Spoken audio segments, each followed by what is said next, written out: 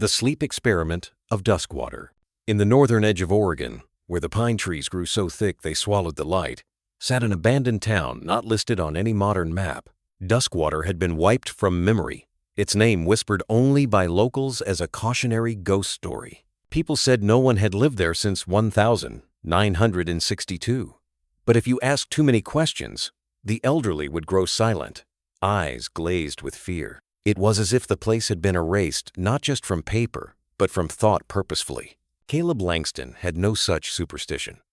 A doctoral candidate in experimental neuropsychology, he was hunting the last unclassified records from Cold War-era psychological warfare programs. His research had uncovered brief mentions of something called the Duskwater Protocol. After months of digging, he found one unmarked file in a subfolder of a declassified CIA archive, Duskwater Sleep Trial. Objective: cognitive transference under sleep deprivation. The document was sparse but referenced coordinates in rural Oregon and contained one striking image, a grainy photo of 8 men and women restrained to hospital beds, their eyes taped open.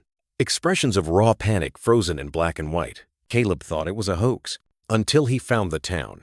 He arrived with a rented Jeep and a 60-pound backpack full of supplies, hiking 4 miles off-road through ancient timberland, until he saw a rusting green sign hanging by one hinge. Duskwater, Est 1911. The town had been left to rot. Roofs had caved in. Ivy strangled doorways. The church had no steeple. The bell snapped in two. Caleb's GPS had long since stopped working. This place didn't want to be found. But it was there. And it wasn't empty. The first sign was a faint electric hum. He followed it to the remnants of the town clinic. Metal siding had curled like burnt paper, but the front door was intact. Above it was a small red light blinking. He stepped inside. The hallway stank of mildew and something else, ozone. He passed rooms with shattered gurneys and empty IV bags hanging like forgotten nooses. Then, at the far end, was a sealed metal door, strangely pristine. It had a keypad electronic. It hummed with power. Caleb stared, breath caught. This wasn't possible. The town had been abandoned for over 60 years. Nothing should be on. He tried a few combinations. Nothing. Then he entered the date from the file. 1962. The keypad blinked green. The door clicked. It slid open on silent tracks. Behind it was a stairwell leading deep underground. Every instinct screamed at him to turn back. But curiosity was louder. The stairs descended for what felt like forever. At the bottom was another door steel with a single round window. He peered in. Beyond it was a laboratory. Lights flickered on. Not one speck of dust coated the inside. He opened the door. The air was cool and sterile. Monitors lined the walls, each screen displaying a static blue waveform. 8 padded beds were arranged in a semicircle, restraints dangling off them. In the center was a control desk with a red leather-bound notebook lying closed. Caleb walked to it, flipped it open. The first page read, Duskwater Sleep Experiment, 1960, 1962. The rest was handwritten in increasingly erratic penmanship. Day 1. Subjects prepped. Hypothesis. Remove REM to unlock cross-conscious cohesion. Day 4. Subject 2 begging for sleep. Says shadows in corner whisper. Illusion. Expected. Day 11. Subject 4 tore own ears off. Claimed. Screams. Echo inside dreams they don't have. Still no REM. Day 16. They are not hallucinating. Subject 1 spoke in Russian. She only knows English. All subjects now speaking with unified vocabulary. It's not human. Day 23. They are a hive. But something else is speaking through them now. Something vast. Something unslept. Day 30. We have created a bridge. Not just shared dreams. A doorway. Day 31.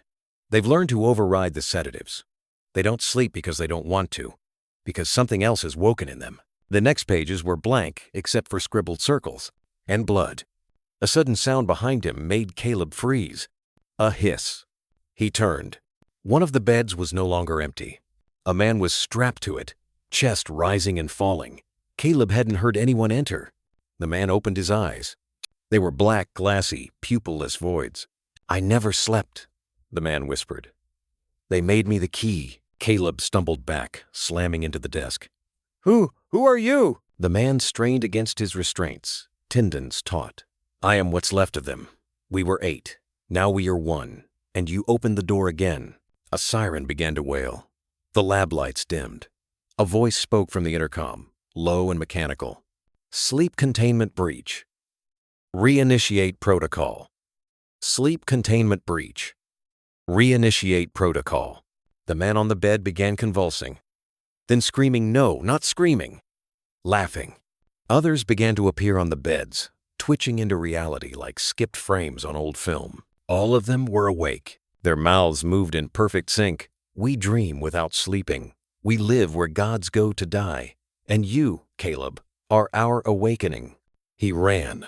Up the stairs, through the clinic, out into the trees. He didn't stop until he reached the Jeep. It wouldn't start. He didn't care. He ran 5 miles back through the forest, hallucinating whispers in the rustle of leaves, faces in the bark. When he reached town, he collapsed at a gas station, incoherent. Authorities returned with him to Duskwater. They found the sign. They found the town, but the clinic was gone. Where the building had stood was a sinkhole 30 feet deep.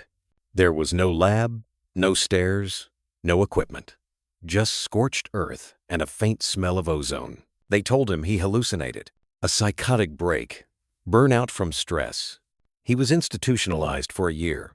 But Caleb knew, because at night, in the facility, he'd hear the whispers. Because when he looked in the mirror, sometimes his reflection smiled when he didn't. And every time he closed his eyes to sleep, he saw them awake, watching, waiting for the world to forget sleep entirely. The sleepless. The ones who dream in reverse. The ones that found a way into our world through the cracked, bloodless space between waking and oblivion. Now, in the year 2025, a strange trend is spreading on the internet. Urban explorers sharing footage from a forgotten Oregon ghost town. They call it the Duskwater Challenge. Nobody who goes in comes back the same. Some never come back at all. And those who do, they never sleep again.